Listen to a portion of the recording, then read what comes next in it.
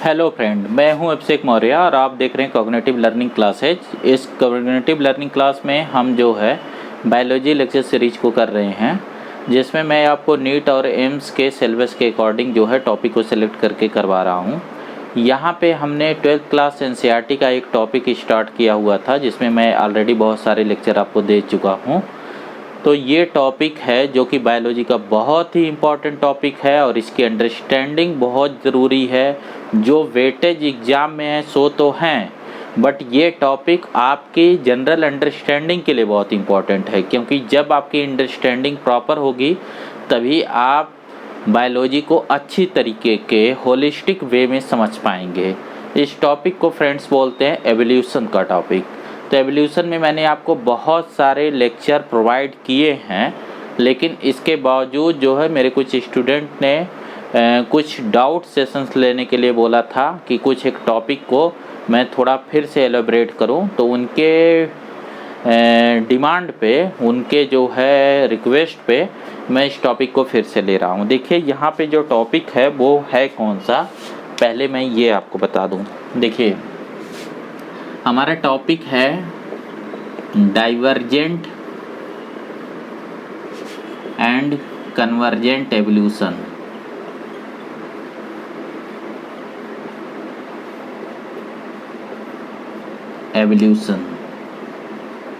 ठीक है।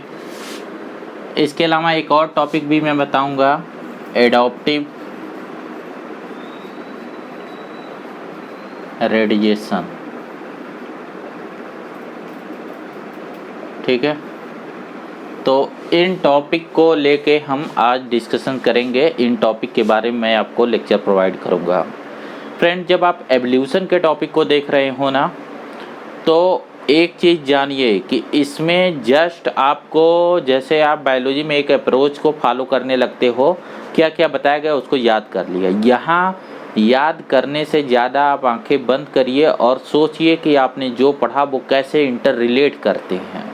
ये टॉपिक ने लॉजिक्स हैं, बहुत सारे लॉजिक्स हैं, और उन लॉजिक्स को अगर आपको लगाना नहीं आएगा, उसकी आप प्रैक्टिस नहीं करेंगे, तो आपको जस्ट फैक्ट याद करने से काम नहीं चलने वाला है। देखो, अगर सबसे टफ क्वेश्चंस कहीं से बन सकता है तो वो जो है आपको एवोल्यूशन से ही बन सकता है। एवोल्यूशन का टॉपिक जो है वो बहुत ही थ्योरेटिकल टॉपिक है। या तो फिर आपको ऐसे ही टफ क्वेश्चन फॉर्मेट किए जा सकते हैं डाइवर्सिटी में, तो डाइवर्सिटी भी एवोल्यूशन से बनती है, या फिर ऐसे टफ क्वेश्चन आपसे फॉर्मेट बनाए जा सकते हैं इकोलॉजी में, वो भी आपको एवोल्यूशन से रिलेटेड है। इवन जेनेटिक्स भी उससे रिलेटेड है। तो जो मेन चैप्टर हैं वो सब कहीं न कहीं एवोल्यूशन से वो इंटर रिलेटेड है। इसीलिए मैंने आपको बोला था कि इस टॉपिक पे थोड़ा ध्यान देने के लिए। तो चलिए देर न करते हुए मैं टॉपिक को स्टार्ट करता हूँ। इससे पहले आपसे एक रिक्वेस्ट करना चाहूँगा कि अगर आप चैनल पे न्यू हैं, अगर आपको कंटेंट पसंद आता है तो चैनल को आप लाइक करिए और सब्सक्राइब करिए, और मुझे कमेंट रेट में अपने एक्सपीरियंस को बताइए कि आपको कैसा एक्सपीरियंस रहा। देखिए, ये टॉपिक मैं पढ़ा चुका था, लेकिन स्टूडेंट की डिमांड थी, मुझे लगा कि एक जेन्युइन डिमांड है, तो मैं जो है इसके लिए फिर से लेक्चर लेके आ गया। मैं आप ही लोगों के लिए बना रहा हूँ, तो मैं कोशिश करूँगा कि एक क्लासरूम जैसा सप्लीमेंट आपको दिया जाए। जो चीज़ आपको क्लासरूम में मिलती थी उसकी कमी को पूरा किया जाए। इस कोरोना क्राइसिस में आपको ऐसा न लगे कि आप क्लासरूम नहीं कर पा रहे हैं, तो आपको क्वालिटी स्टैंडर्ड स्टडी मटेरियल आप तक नहीं पहुंच पा रहा है। तो मेरा ये कोशिश है कि आपको क्वालिटी स्टैंडर्ड मटेरियल को प्रोवाइड कराया जाए आपके कंफर्ट जोन में ही, मतलब आप अपने घर में बैठे बैठे टेक्नोलॉजी के थ्रू इसे देख सकें। बस आपसे रिक्वेस्ट है कि जैसे ये कंफर्ट आप तक पहुंच रहा, आप दूसरों तक भी पहुंचाइए, ताकि मेरे बनाने का पर्पस सॉल्व हो सके। ठीक है फ्रेंड, तो चलिए हम चलते हैं अभी के टॉपिक पे। जैसे हम इसमें से एक पकड़ते हैं, डाइवर्जेंट एवोल्यूशन। देखो, लिटरल मीनिंग क्या है डाइवर्जेंट का, कि आपको एक चीज़ पहले समझना है कि एवोल्यूशन में एक चीज़ आपको बताया था मैंने, मैकेनिज्म ऑफ एवोल्यूशन। ठीक है, मैकेनिज्म ऑफ एवोल्यूशन। देखो, मैकेनिज्म ऑफ एवोल्यूशन में आपको 2 पॉइंट जस्ट याद रखना है। एक है ब्रांचिंग डिसेंट, एक है ब्रांचिंग डिसेंट और दूसरा है नेचुरल सिलेक्शन।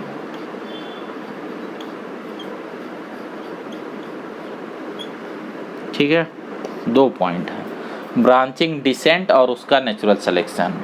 ब्रांचिंग डिसेंट का मतलब ये होता है कि जब आप एक कॉमन एंसेस्टर को दिखाते हैं, ठीक है, इस कॉन्सेप्ट को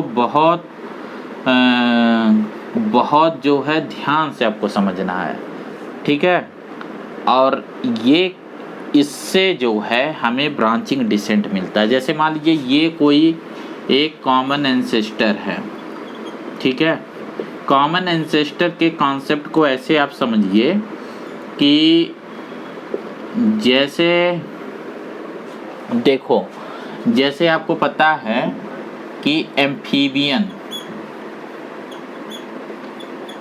इनसे बने हैं रेप्टाइल, ठीक है, ये फाइलोजेनी तो आपको मैंने बता ही दिया है कि एम्फीबियन एंसेस्टर हैं रेप्टाइल के, ठीक है। आज रेप्टाइल के कई सारे वैरायटीज हैं, आज जो रेप्टाइल है वो कई सारे वैरायटीज हैं, ठीक है। जैसे मान लीजिए क्रोकोडाइल है, ठीक है, जैसे आपको मेंशन है टुआटारा है, जैसे कॉमन लिजर्ड है, जैसे कि स्नेक है, जैसे कि टर्टल है, ठीक है। टर्टल एम्फीबियन है या रेप्टाइल, ये आप मुझे कमेंट सेक्शन में बताइए और उसका रीजन भी बताइएगा कि अगर ये रेप्टाइल है तो क्यों, अगर एम्फीबियन है तो क्यों। मैंने तो रेप्टाइल में लिखा है, क्या मैंने गलत किया है ये मुझे बताइए। इवन देखो डायनासोर्स भी, जो डायनासोर्स हैं, डायनासोर्स भी, ये भी एक रेप्टाइल ही थे, ठीक है, और भी बहुत सारे रेप्टाइल्स हैं। तो वो सारे रेप्टाइल कभी न कभी एक कॉमन एंसेस्टर से ये बने होंगे, जैसे पहले कोई एक कॉमन एंसेस्टर बना होगा, ठीक है। जैसे इस चीज़ को देखना है ना, तो आपकी टेक्स्ट बुक में देखो इस तरीके से मेंशन किया गया है, इसे आप टेक्स्ट बुक में देख सकते हो। मैं आपको समझाता हूँ कैसे।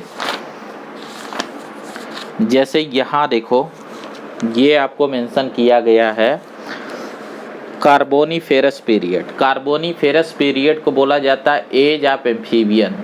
अगर आप टाइम मशीन होती और हम कार्बोनीफेरस पीरियड में जा पाते तो उस समय अर्थ पे बड़े बड़े दलदल थे, ठीक है। दलदल का मतलब क्या होता है, एक एम्फीबियन हैबिटेट, जहाँ पे पानी इतना नहीं है कि मछलियाँ रह पाएँ, बट पानी इतना भी नहीं है कि वहाँ पे लैंड वाले एनिमल जैसे रेप्टाइल, एप्स और मैमल रह पाए। तो वहाँ पे वो एनिमल रहते हैं जो एम्फीबियन नेचर के होते हैं। तो एम्फीबियन नेचर का, जैसे फ्रॉग को रहने के लिए या दूसरे जो एम्फीबियन है उनको रहने के लिए वो ग्राउंड बहुत अच्छा था। तो ज़्यादातर अर्थ पे इस तरीके के एम्फीबियन माहौल था। उन एम्फीबियन माहौल यानी कि कार्बोनीफेरस पीरियड में फिर धीरे धीरे उन्हीं एम्फीबियन के बीच एक ऐसा जो है एनिमल निकला जिसे जो है, ये देखो अर्ली रेप्टाइल्स है, इसे बोला जाता है इंस्टिंक्ट हो गया है।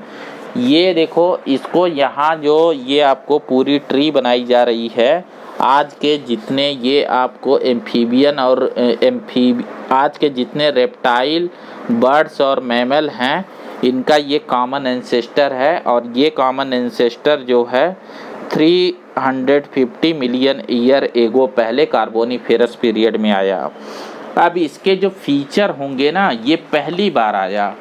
तो जब ये पहली बार आया तो इसमें क्या होता है कि इसमें दोनों फीचर रहते हैं, जैसे कि इसमें थोड़े एम्फीबियन के भी फीचर होंगे और थोड़े रेप्टाइल के। तो रेप्टाइल का फीचर क्या होता है फ्रेंड, रेप्टाइल का सबसे बड़ा फीचर ये है कि इनकी स्किन ड्राई होती है, कॉर्निफाइड स्किन, जो आपने 11th में रेप्टाइल वाले टॉपिक में पढ़ रखा होगा।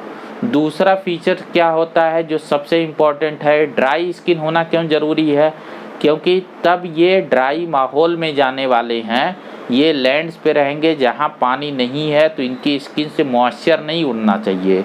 तो जितने भी रेप्टाइल होते हैं, अगर आपने लिजर्ड को ध्यान से देखा होगा तो उसकी स्किन जो है वो एक वाटर प्रूफ जो है कवरिंग होती है, रफ कवरिंग, उससे इवेपोरेशन नहीं होता। जैसे हमारी स्किन से पसीना निकलता है तो उसकी स्किन से नहीं निकलता है। और अगर अपने एक फ्रॉग की स्किन को देखी होगी तो उसकी स्किन चिपचिपी सी गीली सी होती है, अगर उसे धूप में रख दोगे तो वो डिहाइड्रेट हो जाएगा। तो ये जो एम्फीबियंस थे, इन एम्फीबियन को अगर रेप्टाइल में कन्वर्ट होना था तो पहले बॉडी को कन्वर्ट करना था। तो इनकी बॉडी कैसे कन्वर्ट हुई? इनकी बॉडी कन्वर्ट हुई कि इन पे कॉर्निफाइड स्केल आए, ठीक है। दूसरा जो सोर्स था वो क्या होना चाहिए था कि इनका जो रिप्रोडक्शन है वो पूरा लैंड पे हो। तो जो अंडे थे उसमें कैल्शियम कार्बोनेट की कवरिंग आई, बाकी भी फीचर आए, लेकिन मैं 2 को लेके चल रहा हूँ। इसकी वजह से कोई पहला ऐसा जो है उन एम्फीबियन के बीच एक ग्रुप हुआ होगा। इसमें ये फीचर कैसे आए होंगे? तो आपको क्या बताया गया एवोल्यूशन थ्योरी में कि म्यूटेशन सोर्स है एवोल्यूशन का, क्योंकि जब म्यूटेशन होता है तो म्यूटेशन से नई रैंडम टाइप की वेरिएशन इंट्रोड्यूस होती है। तो पहली बार ये वेरिएशन उस पॉपुलेशन में आ गई होंगी, रैंडमली आई होंगी, और फिर उसने महसूस किया होगा कि जैसे आप इस बात को इमेजिन करिए कि उस समय चारों तरफ अर्थ पे दलदल फैले थे, सूखी ज़मीन थोड़ी रही होगी, बट वो खाली थी क्योंकि वहाँ कोई रहने वाला नहीं था। क्योंकि सारे लोगों के जो फीचर थे वो कैसे थे? एम्फीबियन थे, तो सब पानी के नज़दीक रहना चाहते थे। तो जो सूखी ज़मीन थी, जो ड्राई लैंड थी, उस पर कंपटीशन क्या था? कम था। और बाकी जो दलदल थे उसमें कंपटीशन क्या था? ज़्यादा था। अब कोई भी ग्रुप होता है, जैसे जब वो समय एम्फीबियन का ही रहा होगा ना, तो हर्बीवोर्स भी एम्फीबियन रहे होंगे, कार्निवोर्स भी एम्फीबियन रहे होंगे, सुपर प्रीडेटर भी एम्फीबियन रहा होगा। जैसे आप देखो डायनासोर्स के समय पे अगर जाओ तो ये डायनासोर्स का आपको डायग्राम दिखाया गया है। तो यहाँ देखिए कि हर जगह डायनासोर था, हवा में भी डायनासोर और पानी में भी डायनासोर। अगर आपने नई वाली मूवी देखी हो Jurassic world the last world, तो उसमें आप देखिए पानी के अंदर शार्क का शिकार करने वाले भी डायनासोर थे। शार्क फिशेज, जिसे आज जो है ओशियंस में हम सबसे टॉप लेवल का प्रीडेटर समझते हैं, टॉप कार्निवोर समझते हैं, उसका भी कोई शिकारी था। और वो कौन था? एक रेप्टाइल, उसका भी शिकारी था, वो एक रेप्टाइल था, ठीक है। तो ये बात आपको समझनी है कि जो उस समय का एम्फीबियन माहौल था, एम्फीबियन माहौल का मतलब जो दलदली माहौल था, जहाँ पानी था, जहाँ एम्फीबियन एनिमल थे, वहाँ बहुत हाई कंपटीशन था, क्योंकि बहुत सारी वैरायटीज़ के एम्फीबियन पैदा हो गए थे, लेकिन ज़मीन तो खाली थी। तो जिसमें नया नया अभी एवोल्यूशन हुआ था, एवोल्यूशन नहीं हुआ था, अभी नया नया वेरिएशन आई थी। तो मैंने क्या बोला था कि वेरिएशन कैसे ऑपरेशनल हो जाती हैं। तो ये जो 350 मिलियन ईयर एगो पहले जो कॉमन एंसेस्टर था रेप्टाइल का, इसने देखा कि इसमें रहने से बढ़िया है चलो उस ज़मीन पे, मेरे अंडे तो ज़मीन पे भी रह सकते हैं, क्योंकि उसका जो फीचर था उसका नेचुरल सिलेक्शन हुआ और वो ज़मीन पे गया। जब वो ज़मीन पे गया तो ज़मीन पे उसका कोई प्रीडेटर नहीं था, कोई कंपटीशन नहीं था। तो अब उसके जितने भी कॉम्बिनेशन बने, मतलब वो वेरिएशन जो है वो एक फाउंडर इफेक्ट जो आपको मेंशन किया गया ना कि ये जीन माइग्रेशन किया और वहाँ जाने के बाद अपने एक फाउंडेशन रखी। तो उसके सारे कैसे आप देखते हो कि कोई आदमी होता है कहीं से दूर, जो है कोई गांव का होता है, वो दिल्ली में मुंबई में आके बसता है, और फिर उसके भाई भतीजे और सब मिलके 150 साल बाद उसका पूरा जो मोहल्ला होता है वो एक कॉमन फैमिली से ही बना होता है। आप अपने लोकेलिटी में देखिएगा, मोहल्ले में जितने लोग रहते हैं वो कभी न कभी आपस में ही मिले जुले थे, वो सब कभी एक बार आए। उसी को हम फाउंडर इफेक्ट बोलते हैं यहाँ एवोल्यूशन में, और उसने फाउंडेशन रखी। तो इसी तरीके से जो रेप्टाइल है ना, उसने फाउंडेशन रखा ज़मीन पे। और फिर ज़मीन पे, सूखी ज़मीन पे इनका एक छत्र राज हो गया। ये पूरे जो है उस ज़मीन के बादशाह हो गए, क्योंकि इनसे बड़ा कोई प्रेडेटर नहीं था। तो देखो ये इतने बड़े हुए dinosaur, herbivorous dinosaur, carnivore dinosaur, उड़ने वाला डायनासोर, सरकने वाला डायनासोर, हर तरीके का डायनासोर, चारों तरफ बड़ी बड़ी छिपकलियाँ, इस तरीके का माहौल बन गया। तो जो मैं आपको समझाना चाह रहा हूँ कि एक्चुअल में एक पहली बार एक कॉमन एंसेस्टर होता है जो फाउंडेशन रखता है। फिर इस कॉमन एंसेस्टर के अंदर जो गेमेटिक फ्यूजन, ये कॉमन एंसेस्टर कोई एक नहीं होता, ये एक पॉपुलेशन की हम बात करते हैं। एवोल्यूशन में मैंने पहले ही बोला था, जब भी हम बात करते हैं तो एक जीन पूल की बात करते हैं, एक पॉपुलेशन की बात करते हैं, क्योंकि एवोल्यूशन तो हमेशा किसका होगा, किसी स्पीशीज का ना, एक इंटरब्रीडिंग पॉपुलेशन का ही होगा ना। तो जो इंटरब्रीडिंग पॉपुलेशन है, इसमें अब जब ये ज़मीन पे पहुंचा तो ज़मीन पे, सूखी ज़मीन पे देखो, फिर वहाँ बड़े अलग अलग फीचर होंगे। जैसे यहाँ देखो, जैसे क्रोकोडाइल कहाँ रहता है, पानी में रहता है। टुआटारा कहाँ रहता है, ये ज़मीन पे ही रहते हैं, चट्टानों पे। लिजर्ड कहाँ रहती है, चट्टानों पे। स्नेक कहाँ रहता है, बरो में। टर्टल कहाँ रहता है, पानी में।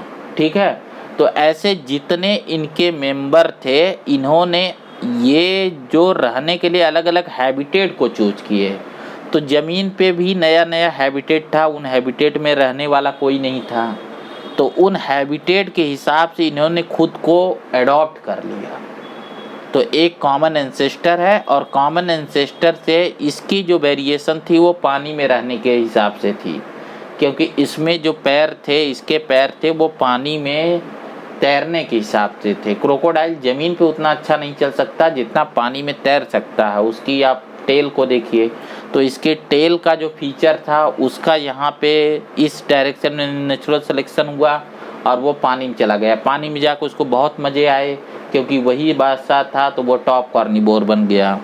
टुआटारा ये जो हर्बीवोरस होता है, तो ये पेड़ों पे, टहनियों पे, इन सब पे रहने लगा और अपना खाने पीने लगा। लिजर्ड जो है, ये इसके पैर ऐसे थे कि ये किसी भी चिकनी सरफेस पे अपने आप को चिपका सकती थी, तो ये सीधी खड़ी जो चट्टानें थी उस पे रहने लगे। ये स्नेक जो थे, स्नेक के बॉडी ने इस हिसाब से अपने आप को, इस हिसाब से एवोल्यूशन किया कि ये बरो को चूज कर लिए अपने प्रीडेटर से बचने के लिए। और जो टर्टल है उसने पानी को चूज किया और अपने बॉडी पे एक कैरेकस, जो उसकी बॉडी पे एक बड़ा सा सेल होता है, उसको डेवलप किया। डायनासोर तो पूरे दौड़ ही रहे थे। ठीक है, तो ये कॉमन एंसेस्टर हुआ, और कॉमन एंसेस्टर के ये सब ब्रांचिंग डिसेंट हुए। तो ब्रांचिंग डिसेंट कैसे बनता है, ब्रांचिंग डिसेंट के बनने के पीछे स्टोरी क्या है, वजह क्या है, कि हर किसी में अपनी वेरिएशन है, हर किसी में अपनी वेरिएशन है, सब में अपनी वेरिएशन है, और इन सारी वेरिएशन की वजह से सब आपस में क्या हैं, अलग हैं। जैसे ये एक फोर फादर जैसे हैं, और फोर फादर के ये सब बच्चे हैं। अब बच्चे अगर एक ही जगह रहेंगे तो बहुत ज़्यादा कंपटीशन होगा, तो कंपटीशन से बचने के लिए ये अलग अलग हैबिटेट को चूज कर रहे हैं। तो हर किसी का हैबिटेट देखो अलग है, हर किसी का हैबिटेट। लिजर्ड कैसे रहती है, ये जो सीधे खड़ी चट्टान है इस पे लिजर्ड ऐसे रह लेती है। ठीक है, तो टुआटारा जो है ये पेड़ों को सिलेक्ट कर लिया कि मुझे पेड़ पे रहना है, और स्नेक ने अंडरग्राउंड बरो को चूज कर लिया कि हमको बरो में ही रहना है। ठीक है, टर्टल ने पानी को चूज किया, क्रोकोडाइल ने भी पानी को चूज किया, डायनासोर ज़मीन पे दौड़ने लगा। तो इस तरीके से रेप्टाइल का एक कॉमन एंसेस्टर डिफरेंट हैबिटेट में जो उनकी वेरिएशन मैच कर रही थी हर पॉसिबल में। अब ये बात बिल्कुल अलग होगी, इसको ऐसे पिक्चर में देखो ना, जैसे मान लो ये एक कोई मैदान है, इस मैदान में, इस एरिया में ये मान लो ये पहाड़ी एरिया है, तो यहाँ पे लिजर्ड आ गया। ठीक है, यहाँ से कोई नदी बहती है, ठीक है, यहाँ से इस तरीके से नदी बहती है, तो इसमें कौन आ गया, इसमें क्रोकोडाइल आ गया और टर्टल आ गए। इस नदी के किनारे यहाँ पेड़ हैं बहुत सारे, तो इन पेड़ों पे कौन आ गया, यहाँ पे टुआटारा आ गया। ठीक है, और क्या बचा, स्नेक। स्नेक जो है, इन जो है चट्टानों में यहाँ जो है कहीं अंडरग्राउंड बरो मिल गई, तो यहाँ पे स्नेक आ गया। तो आप देखो ना, हर किसी ने अपने रहने की जगह अलग अलग कर ली। इस बात को ऐसे समझो कि ये पूरा एक कॉलोनी है।